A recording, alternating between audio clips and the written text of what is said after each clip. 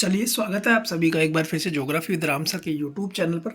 और आज हम देखने जा रहे हैं विश्व की कुछ पर्वतमालाएं और कौन कौन सी पर्वतमालाएं कहाँ कहाँ पाई जाती है, उन सभी को हम मैप के माध्यम से समझने का प्रयास करेंगे। तो आपकी ये पहली क्लास है माउंटेन से संबंधित। वर्ल्ड माउंटेन्स हम देखेंगे इसके अंदर, मैप के अंदर मैं आपको बतलाऊंगा।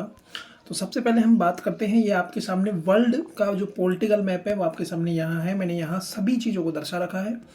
पहले मैं आपको बता देता हूँ थोड़ी सी लोकेशन। तो ये है आपका एशिया महाद्वीप जो आप देख रहे हैं, जहाँ मैंने काकेशस श्रेणी लिख रखा है।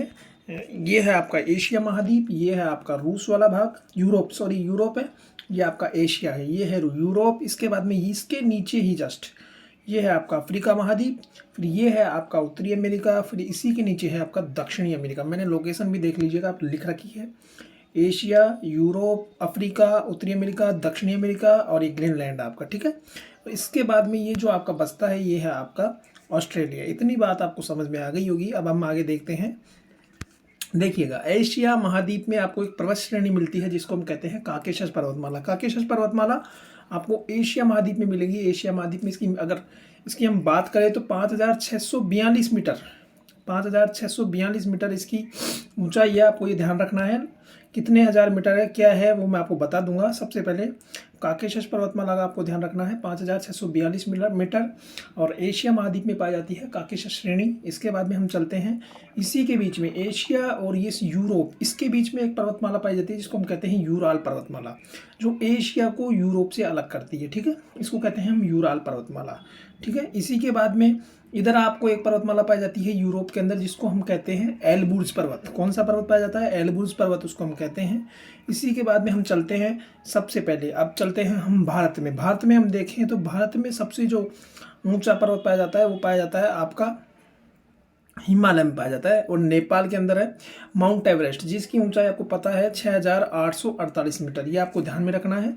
इसके बाद में हम अफ्रीका की अगर हम बात करते हैं, अफ्रीका महाद्वीप की, तो अफ्रीका महाद्वीप में जो पर्वत आपका पाया जाता है वो पाया जाता है किलिमंजारो, ज्वालामुखी पर्वत है, आपको ध्यान रखना है, तंजानिया में है, और 5,895 मीटर इसकी ऊंचाई है। ये इतनी बात भी आपको ध्यान में रख लेनी है। इसके बाद में हम चलते हैं सर उत्तरी अमेरिका महाद्वीप में। अब देखिएगा, उत्तरी अमेरिका महाद्वीप में आपको अलास्का में मिलेगा माउंट मैकेले, 6,194 मीटर इसकी ऊंचाई है। आपको ध्यान रखना है कौन सा पर्वत है, माउंट मैकेले। इसके बाद में दक्षिणी अमेरिका में हम चलते हैं, तो दक्षिणी अमेरिका के दक्षिण में आपको मिलेगा, यहाँ पर एकांका गुहा में आपको एक मिलेगा पर्वत जिसको कहते हैं हम, कौन सी पर्वत श्रेणी मिलेगी? एंडीज पर्वत श्रेणी आपको मिलेगी। इसके बाद में आपको ध्यान में रखना है, ठीक है। एकांका गुहा में एंडीज पर्वत श्रेणी है, एशिया महाद्वीप में काकेशस है, यूरोप में एल्बुर्ज है, भारत में हिमालय में माउंट एवरेस्ट है, ठीक है, नेपाल के अंदर, और अफ्रीका में किलिमंजारो है जो कि ज्वालामुखी पर्वत श्रेणी है। इसके बाद में हम ऑस्ट्रेलिया महाद्वीप की भी हम बात कर लेते हैं। तो ऑस्ट्रेलिया में आपको मिलेगा न्यू साउथ वेल्स के अंदर, और मास्क्यूरस्को पर्वत मिलेगा आपको, और ग्रेट डिवाइडिंग रेंज मिलेगी। मास्क्यूरस्को जो पर्वत है वो 2,228 मीटर है। आपको इतनी बात भी आपको ध्यान रख लेनी है। और आपको एक खाड़ी मिलेगी अंटार्कटिका में जिसको हम कहते हैं विंसन मोसिफ की खाड़ी, ये मिलेगी आपको 5,140 मीटर जो कि अंटार्कटिका में है। अब उम्मीद करता हूँ आपको समझ में आ गया होगा। एक बार मैं फिर से रिपीट कर रहा हूँ इन चीज़ों को, आप देख लीजिएगा। सबसे पहले हमने देखा विश्व का नक्शा, ये है हमारा एशिया। इसके बाद में ये जो भाग है आपका, ये है एशिया जिसको मैं नंबर 1 दे रहा हूँ। ये है आपका यूरोप। इसी के नीचे जब हम चलते हैं तो यहाँ ये है आपका अफ्रीका नंबर 3। इसके बाद में हम इधर चलते हैं, ये है आपका नंबर 4 उत्तरी अमेरिका, ठीक है। इसके बाद में इसी के नीचे जो जुड़ा हुआ है ये है आपका दक्षिणी अमेरिका नंबर 5। इसके बाद में हम बात करते हैं तो ये है आपका ऑस्ट्रेलिया जो आपको दिख रहा होगा, ये है आपका ऑस्ट्रेलिया, देखिएगा ऑस्ट्रेलिया नंबर 6।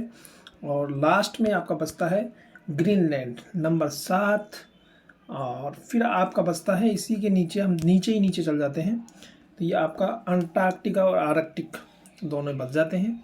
आपको समझ में आ गई होगी बात। अब हम देखते हैं एशिया महाद्वीप में सबसे जो पर्वत श्रेणी जो पाई जाती है वो पाई जाती है काकेशस श्रेणी। गुरुजी कितने मीटर है? 5,642। इसी तरीके से एशिया और यूरोप को जो अलग करती है उसको हम क्या कहते हैं गुरुजी? यूराल पर्वतमाला, ठीक है। मैंने आपको बता दिया है ये अलग कर रही है एशिया को यूरोप से। ये देखो डिवाइडिंग लाइन आपको दिख रही होगी जो कि एशिया को यूरोप से अलग करती है। साहब एशिया में कौन सी पाई जाती है? काकेशस। यूरोप में कौन सी पाई जाती है साहब? एल्बुर्ज। इसके बाद में भारत में कौन सी पाई जाती है साहब? Mount Everest. कहाँ पाई जाती है? हिमालय में, नेपाल के अंदर। अफ्रीका में कौन सी पाई जाती है गुरुजी? Mount Kilimanjaro. कौन सा पर्वत है? ज्वालामुखी पर्वत है। कहाँ है? तंजानिया में। ठीक है, बात समझ में आ रही है? इसके बाद में चलते हैं उत्तरी अमेरिका। उत्तरी अमेरिका में कौन सी पाई जाती है गुरुजी? माउंट मैकलेले। कितनी है? 6194। दक्षिणी अमेरिका में कौन सी पाई जाती है गुरुजी? दक्षिणी अमेरिका में गुरुजी पाई जाती है एकांकागुआ। एंडीज पर्वत श्रेणी है, एकांकागुआ में है। ठीक है, इसी के बाद में अब विंसन मोसिप खाड़ी है एक, कहाँ पर पाई जाती है? अंटार्कटिका में। कितने हज़ार है? 5140 मीटर। ठीक है, इसी तरीके से ऑस्ट्रेलिया में बताओ गुरुजी। ऑस्ट्रेलिया में देखिएगा न्यू साउथ वेल्स में पाई जाती है, क्या पाई जाती है? ग्रेट डिवाइडिंग रेंज पाई जाती है। मास्क्यूस्को पर्वतमाला है, पर्वत श्रेणी है 2228 मीटर। ठीक है, इतना आपको ध्यान में रखना है। उम्मीद करता हूँ आपको वीडियो पसंद आया होगा। अगर वीडियो पसंद आए तो वीडियो को लाइक करें और जब तक के लिए दीजिए इजाज़त। नमस्कार।